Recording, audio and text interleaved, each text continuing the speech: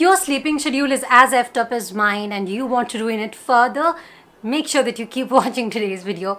Hey guys, it's Helly, and in today's video I'm recommending some spooky books because it's Halloween, a lovely festival that we do not celebrate in India, but we try to go up with the hype. Now, without any further ado, let's get into my recommendations. I would like to start with a very basic recommendation. This book is called Kodaline and it's written by Neil Gaiman, one of my favorite writers. Kodaline is a perfect book for beginners, it's a perfect book for children, and it's also a perfect book for adults.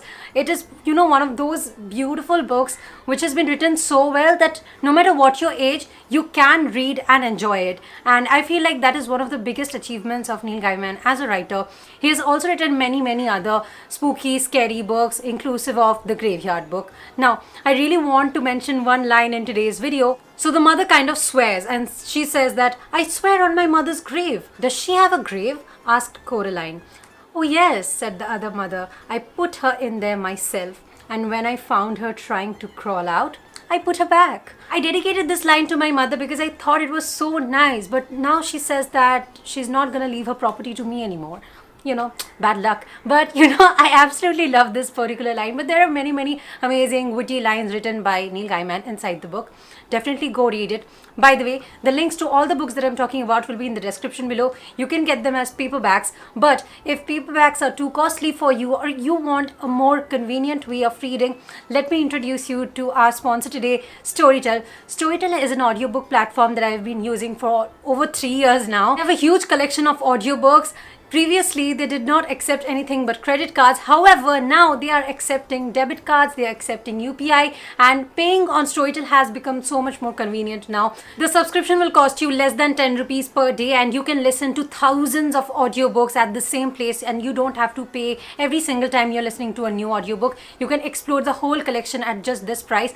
But if you want a free trial, a link will be in the description below. You can click it to go on their website and sign up with this free trial link. And yeah, I'm pretty sure you're gonna enjoy this audiobook subscription service. Recently, they've also introduced this option of reviewing books with emojis, which I find such a cool option. And Kodaline is one of the books that I have read on Storytel, inclusive of many other books that I'm going to recommend further in this video.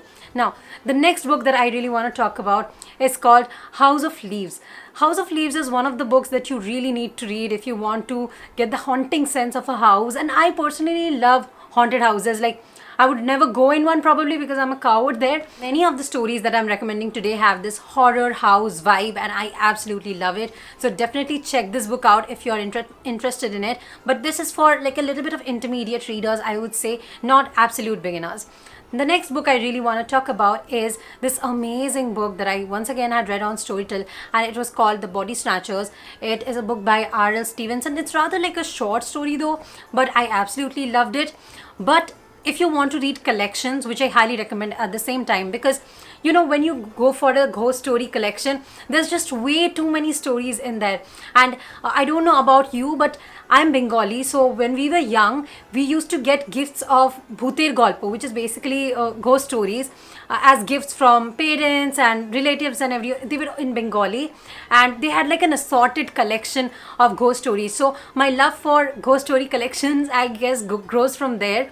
So now I read them like in audiobook format, paperback format. I read them usually in English now, but it has been like a part of our family, a traditional thing to read ghost stories from time to time, and I would highly recommend you guys to go for collections as well. Storytel itself also has some great horror classic collections which I would highly encourage you to check out. They have stories from writers like Poe, Lovecraft, who are all brilliant. And yeah, I hope that you like these short story collections.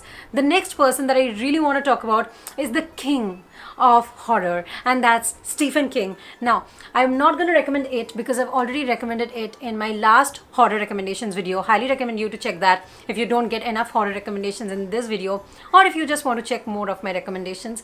So the book that I'm going to recommend in today's video is called Pet Sematary. This is the most popular Stephen King book, and honestly I find it more horrifying than it, to be honest. It is huge, like the size of it itself is horrifying.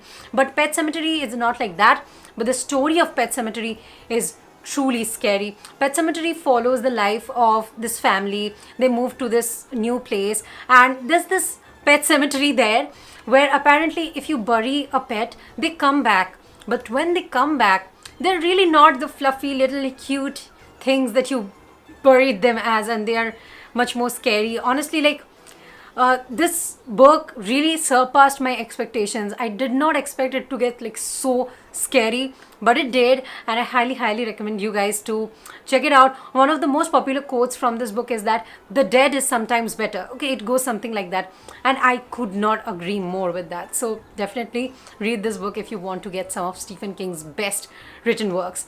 The next book that I really want to talk about is The Virgin Suicides. Now, while this book is not literally a horror story, the things that this book explores is really scary. Of course, this book explores suicides. However, it also explores a lot of other things. The most important amongst them is the societal gaze, the constant feeling of others looking at you, others judging you by your behavior. I'm pretty sure this has happened to you at some point. You were doing something, but you could not do it the way you wanted to because you knew that other people are watching you. And a lot of times it's actually people in your society, like, oh my god, the place where I live, I don't know if you live here, but I'm pretty sure I'm judged very badly for a number of reasons. There's a haunting beauty in this book of The Virgin Suicides, which follows the 5 girls of this novel.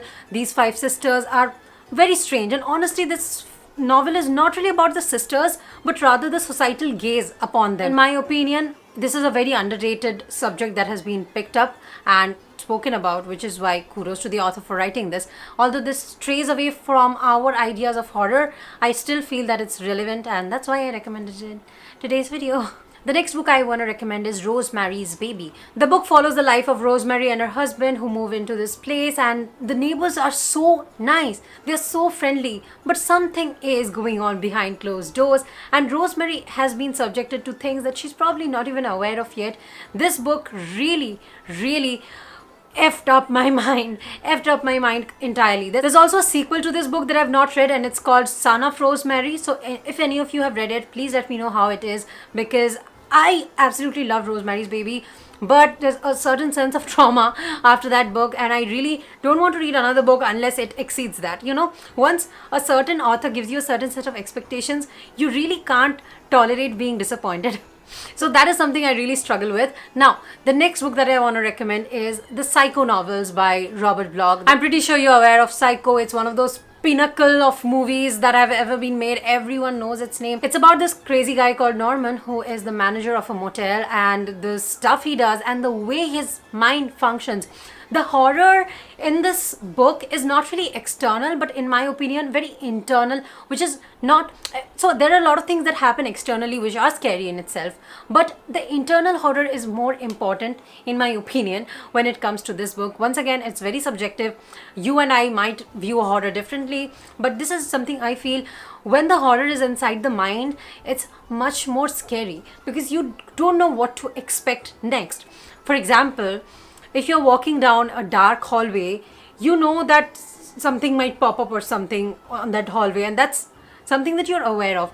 But let's say there's a creepy looking man smiling at you with a knife in his hands. You don't know what to do, right? You don't know what's going on inside their mind. Like, there's no way you'll know. So I feel like somehow that's more scary, and I don't know why I gave this example. I don't... The next book that I want to recommend is called The Ritual. Ritual follows 4 friends who are going on a hike, and strange things start happening to these friends as they take a route that they were probably not supposed to take. And yeah, I really enjoyed this book. Although it does fall under some cliches that I've read in the horror genre, still this book is pretty much enjoyable. Another book that I really want to read very soon is called Apartment 16. It's by the same author who has written The Ritual, Adam Neville, but it's a little bit different. So I'll give you the blurb of this. In Barrington House, an upmarket block in London, there is an empty apartment. No one goes in, no one comes out, and it has been that way for 50 years. A young American woman, April, arrives at Barrington House. She's been left an apartment by her mysterious great aunt, and I am wondering, why do I not have any mysterious great aunts and uncles who give me a piece of property? Sad. So her great aunt Lillian died under strange circumstances. Rumors claim she was mad, but her diary suggests she was implicated in a horrific and inexplicable event decades ago. Determined to learn something of this eccentric woman, April begins to unravel the hidden story of Barrington House. She discovers that a transforming evil force still inhabits the building, and the doorway to apartment 16 is a gateway to something altogether more terrifying. I also want to add another book from my TBR, so I've not read this book yet, but I wanna. The name of this book is The Magician by W. Somerset Maugham, and yeah, I really loved the blurb, that's why I added this. So, renowned English surgeon Arthur Burden is engaged to the beautiful Margaret Dauncey, who's studying art in Paris. The match is met with approval from all sides, and everyone is happy until the mysterious Oliver Haddo enters the picture. Both Arthur and his fiancée dislike the enormously fat and eccentric Oliver, but are fascinated by his stories of black magic, his demonstrations of a human that seems inhuman. And while they scoff at his boasts, their dislike turns to loathing. A month later, Margaret disappears. The note she leaves behind begins, "When you receive this, I shall be on my way to London. I was married to Oliver Haddo this morning." Why? How? What mysterious power had the magician used? What further revenge might he be plotting? The answers are revealed in this hair-raising fantasy. Now, I absolutely loved the blurb. It's very intriguing. It also starts off with a story. It actually tells you a story, honestly. And then you are left to wonder like what happens next. So it was really impressive. That's why I am gonna read this. Let me know in the comments below if you have any recommendations for me in the horror or spooky genre. I also really need to mention this one book that I found while I was doing the research for this video, and this book is called I Kissed a Ghost and I Like It. On first glance, I thought that it's like a comedy kind of a book, but then I realized it's a book about being a medium. It's not really something I believe in though, but that's just my personal point. But look at this cover, man. What the hell? But yeah, so yeah, that's just something I wanted to share because I found it funny and I thought you might find it funny too. So sorry if you didn't like it, but if you did, give me a big fat thumbs up.